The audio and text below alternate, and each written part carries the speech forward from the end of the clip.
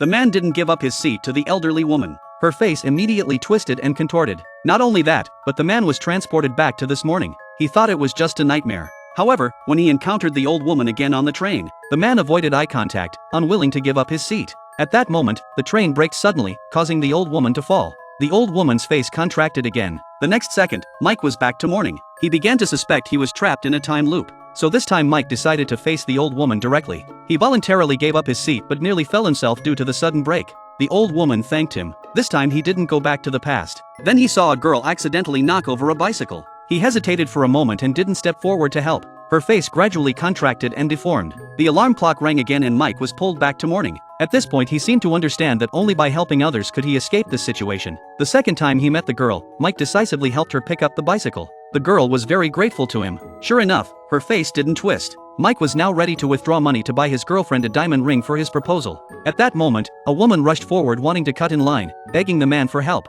Mike was also in a hurry. But just as he turned around, he remembered his previous encounters. Not doing good deeds would send him back. Sure enough, when Mike looked at the heavy-set woman, her face was already showing distortion. Mike was so scared he quickly gave up his spot. Only then did the woman's face return to normal. Mike had to get back in line himself. He was even more certain of his theory. Only by doing good deeds could time continue to move forward. On his way home, he encountered a man without pants. A woman came over with a baseball bat. Turns out the couple had been fighting and the man was kicked out. She raised the baseball bat to strike her husband. The husband quickly hid behind Mike. The woman shouted for Mike to get out of the way, but Mike reached out to stop her. Just then the woman's face began to twist and deform. Seeing this, Mike quickly pulled him away. But then his face began to twist too. No matter who he helped, it was wrong. When the alarm clock rang again, time returned to mourning. This was way too difficult. Mike started over once more. That day he first gave up his seat to an elderly person on the subway, then helped the girl pick up her knocked-over bicycle, then gave his place to the anxious woman at the bank. When he reached the street, Mike tried to avoid the fighting couple but still got caught up in it.